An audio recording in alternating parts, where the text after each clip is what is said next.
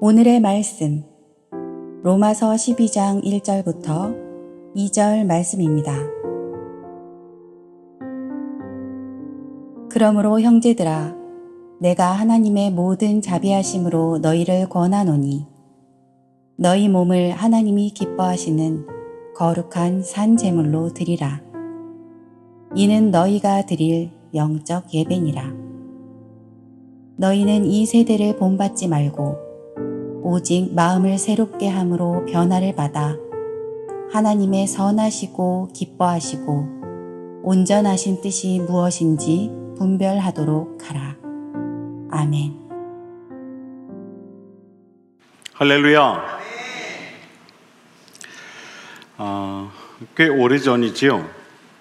목적이 이끄는 삶이란 책을 접한 분들이 아마도 많이 계실 겁니다.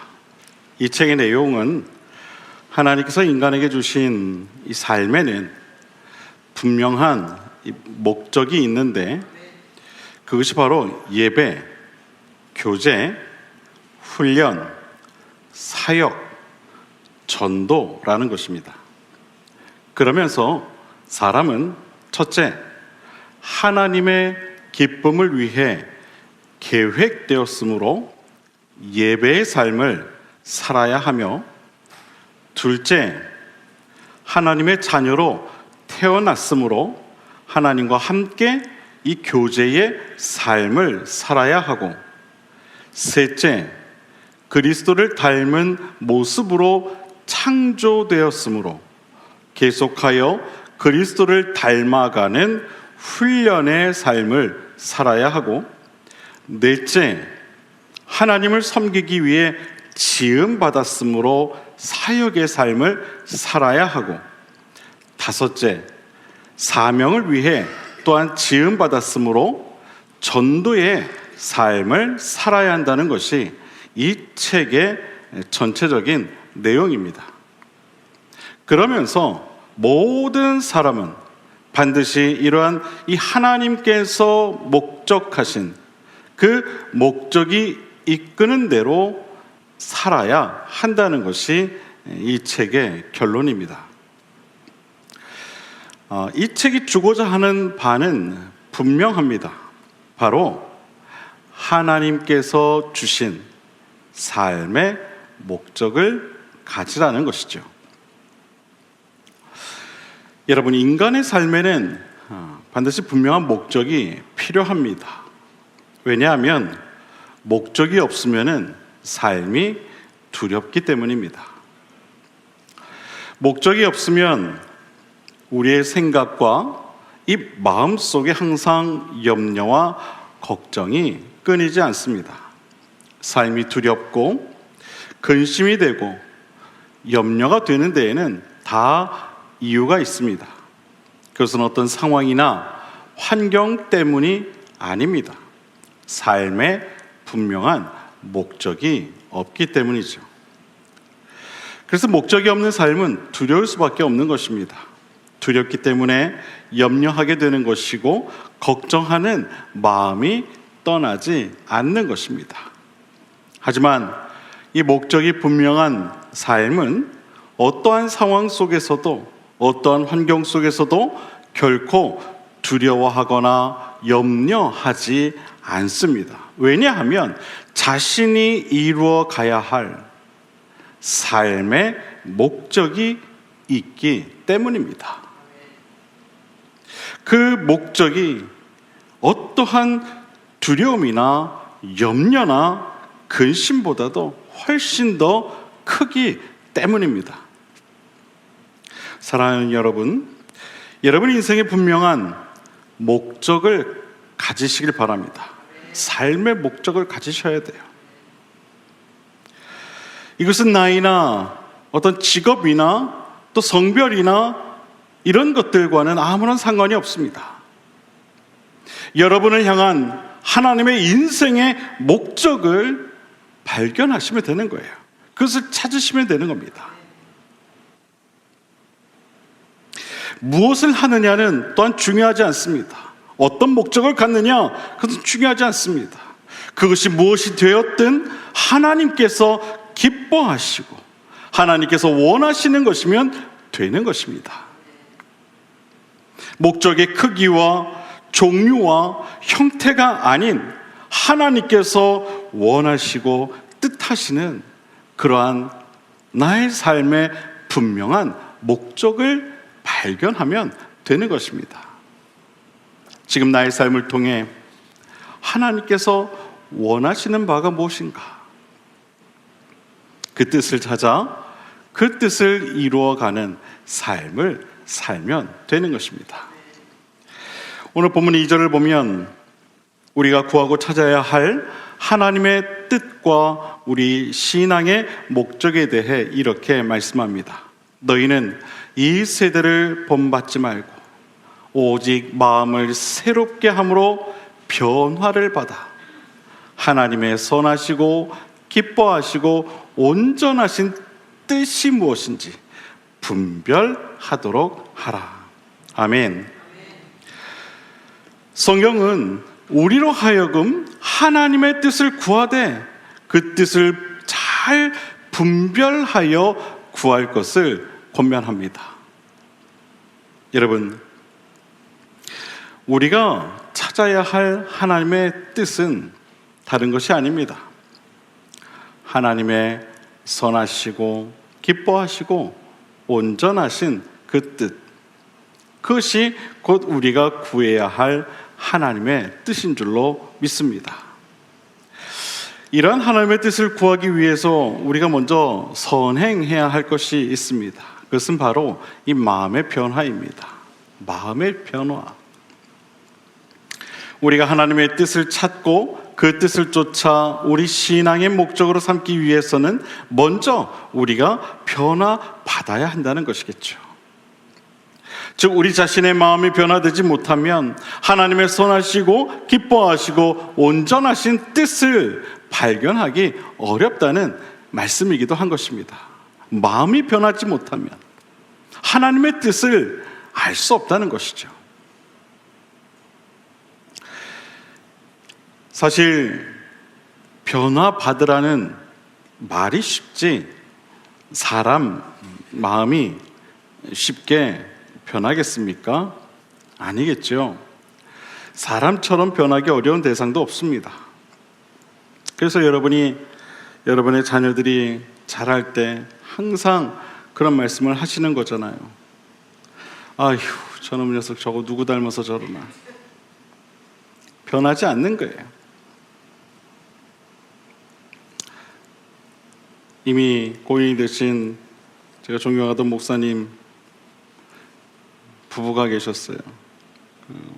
목사님께서 늘 그런 얘기를 하셨습니다. 냉장고를 그렇게 좀 정리 좀 하라고 해도 평생을 가도 냉장고 정리하는 걸 못 봤다고. 그럼 사모님이 옆에서 그러세요. 양말을 그렇게 세탁실에 갖다 놓으라고 해도 왜 그렇게 침대 옆에다 꼭 말아두는지 모르겠다고. 평생을 가도 고치질 않는다고. 사람은요 변하지 않더라고요. 잘 변하지 않는 거예요. 그래서 얼마나 사람 변하는 게 어려우면 이런 말이 있지 않습니까? 죽을 때가 돼야 변한다. 사람이 변하면 야 저거 죽을 때가 됐나 보다 뭐 이런 얘기를 하지 않습니까? 이 말이 무엇입니까 여러분? 그만큼 변하기 어렵다는 것이겠죠. 그런데 성경은요 우리에게 이야기합니다. 변화받으라. 그럼에도 불구하고 성경은 우리에게 말하고 있어요. 변화받으라. 할렐루야. 우리 옆에 있는 분들에게 그렇게 한번 이야기해 봅시다. 그래도 당신은 변해야 합니다. 또 이렇게 한번 이야기해 볼까요? 변해야 삽니다. 할렐루야. 여러분, 우리는 변해야 합니다. 변화를 받아야 삽니다. 이전에 나를 주장하던 잘못된 삶의 습관들과 아직까지 내 안에 남아있는 하나님을 부정하고 하나님을 부인하는 그 죄악된 습성들을 변화받아야만 합니다. 하나님께서 기뻐하시고 원하시는 거룩한 성도에 합당한 모습으로 변화되어야만 합니다. 변하지 않으면 우리가 아무리 10년, 20년, 아니 30년, 40년, 50년 신앙생활을 한다 해도 그것은 아무 소용이 없는 것입니다. 변해야 하는 것이죠.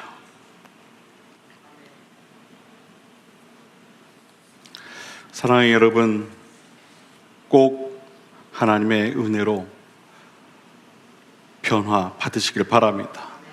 바라기는 옛사람을 벗어버리고 하나님의 거룩한 백성으로서의 새 사람을 입게 되는 변화를 경험하는 오늘 이 시간 저와 여러분 모두가 될 수 있게 되기를 주님의 이름으로 간절히 축원을 드립니다. 변화의 시작은 우리 마음의 변화로부터 시작됩니다.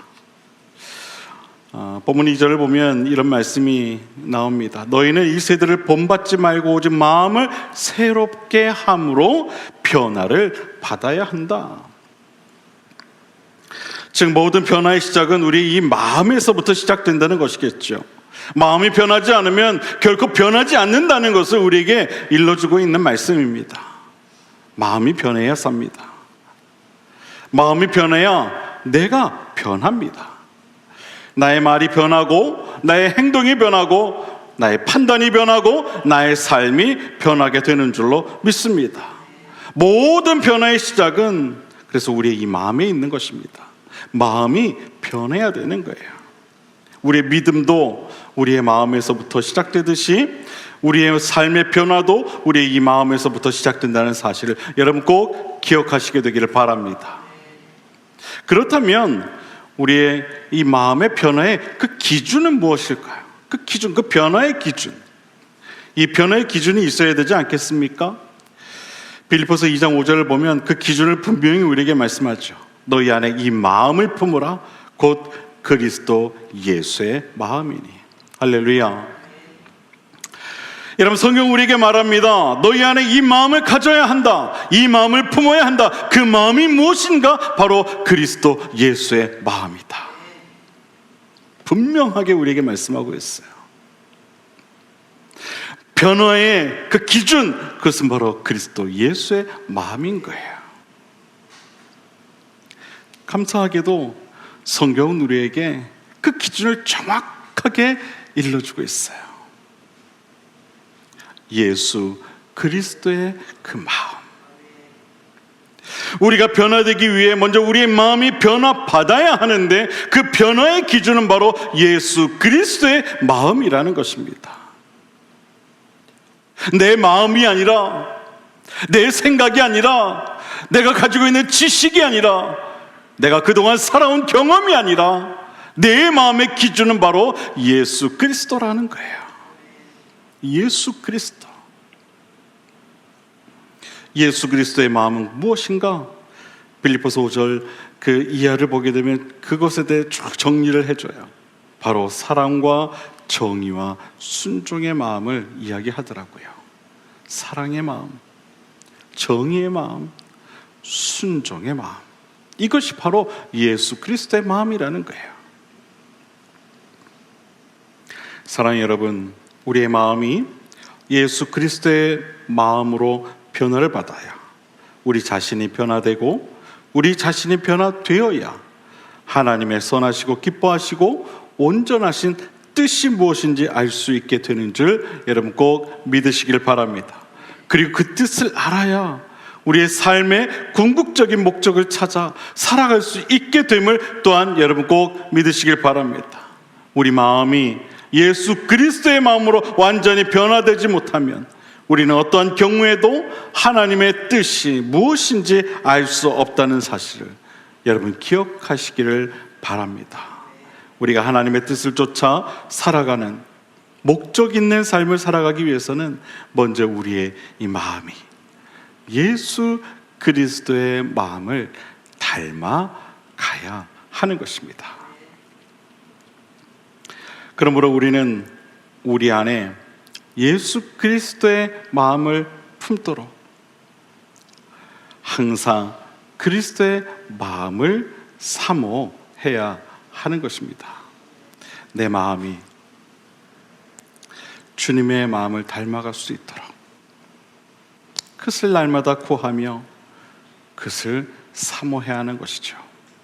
주님, 아직 내 안에 내가 많이 남아 있습니다. 그러니 주님을 닮게 하여 주시옵소서. 내 마음이 제발 좀 주님을 닮아가게 하여 주시옵소서. 아직 버리지 못한 과거의 내 마음이 있다면 이제 새로운 마음으로 변화시켜 주시옵소서. 그렇게 기도하는 것이겠죠. 성경은 말합니다. 너희 안에 이 마음을 품으라. 곧 그리스도의 마음이다. 바라기는 여러분의 마음이 예수 그리스도의 마음으로 변화될 수 있게 되기를 주님의 이름으로 축원을 드립니다. 성경은 오늘 본문 1절에서 이렇게 이야기합니다. 형제들아, 내가 하나님의 모든 자비하심으로 너희를 권한다. 너희 몸을 하나님이 기뻐하시는 거룩한 산 제물로 드리라. 이는 너희가 드릴 영적 예배다. 이 말씀의 요점은 분명합니다. 하나님께서 기뻐하시는 삶이 되라는 것입니다. 그렇게 너희를 드리라는 것입니다. 하나님이 기뻐하시는 삶으로 살아가는 것이죠. 본문의 번역관이 기뻐하시다라는 이 원어의 뜻을 보면은요, 이보다 더 큰 기쁨, 우리가 그냥 기뻐하시는 이렇게 번역이 되어 있는데 원어는 매우 기뻐하시는 이라는 뜻을 가지고 있더라고요. 그만큼 큰 기쁨을 말씀하는 거예요. 큰 기쁨. 즉 우리가 우리 마음에 예수 그리스도의 마음을 품고 살아가면 하나님의 선하시고 기뻐하시고 온전하신 뜻을 분별하게 되어 하나님께서 매우 크게 기뻐하시는 삶을 살아갈 수 있게 된다는 겁니다. 이 모든 것이 바로 우리의 마음의 변화로부터 시작된다는 것이죠. 우리의 마음의 변화. 우리 마음이 예수 그리스도의 마음으로 변화될 때 내 자신이 변하게 되고, 내 자신이 변화되면 내 가정과 내가 섬기는 교회가 변하게 되고, 내 가정과 교회가 변하게 되면 내가 살고 있는 안양 땅이 변하게 되고, 이 나라 민족이 변하게 돼요. 하나님께서 크게 기뻐하시는 삶을 살아갈 수 있게 된다는 겁니다. 성령의 역사를 보면 한 사람의 이 마음의 변화에서부터 시작된 것을 보게 됩니다.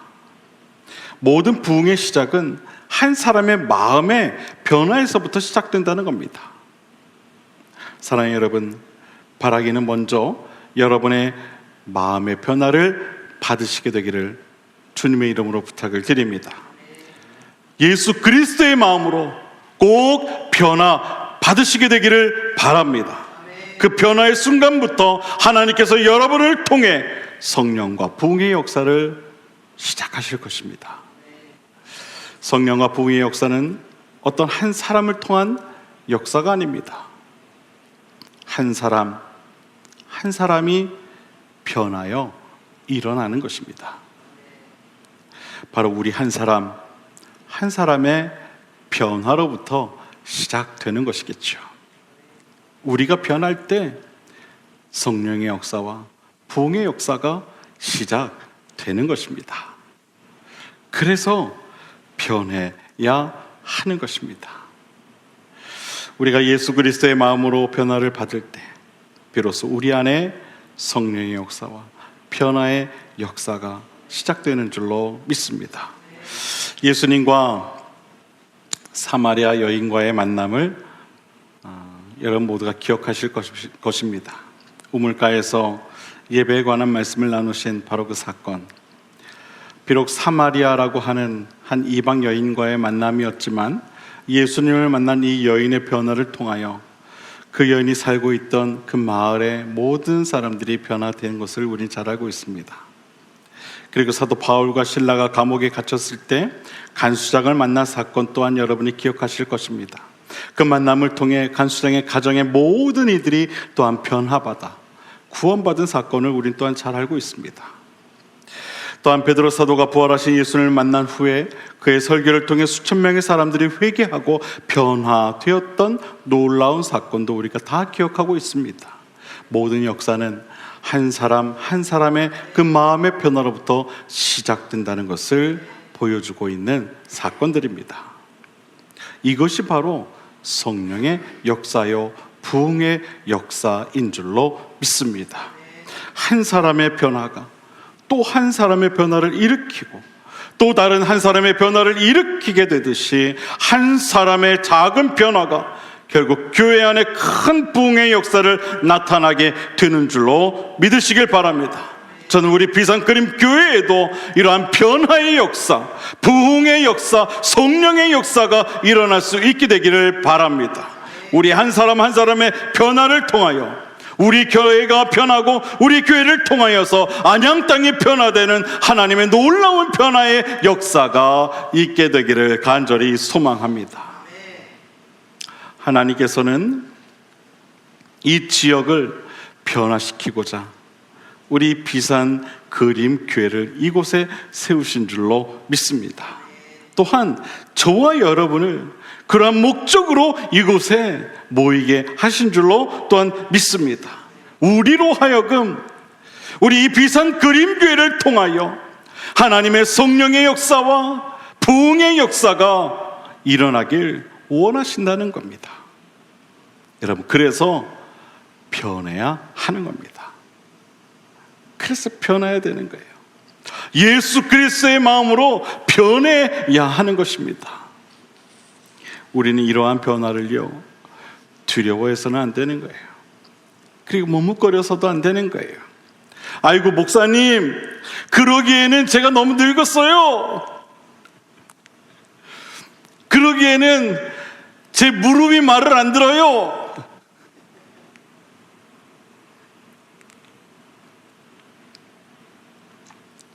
요즘 교회에 젊은이들이 많이 없다고 하죠. 고령화 시대가 이미 교회에서 시작이 됐어요.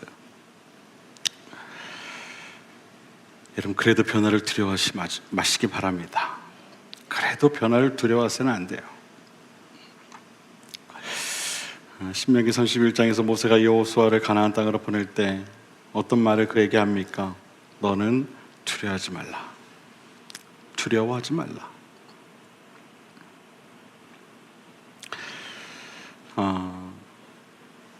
예수님께서 무리를 걸어가실 때 큰 풍랑이 있던 제자들이 예수님을 바라보며 두려워하죠.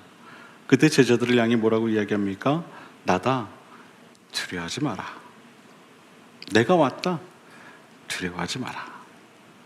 두려워하지 마라. 여러분, 주님께서 하시는 이 말씀, 두려워하지 말라, 이 말씀의 의미가 뭡니까?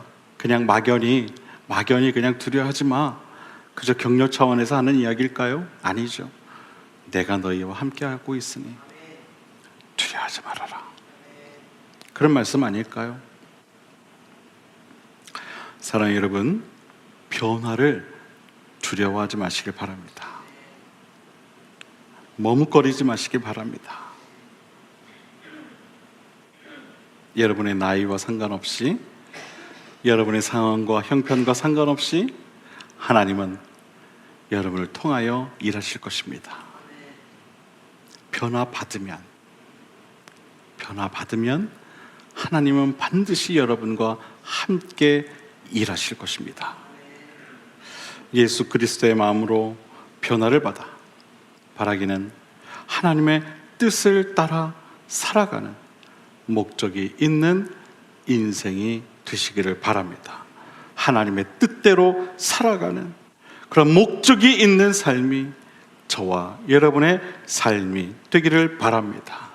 바라기는 저와 여러분 모두가 함께 오늘 주신 이 말씀에 믿음 충만하실 수 있게 되기를 주님의 이름으로 간절히 축원을 드립니다. 기도하겠습니다.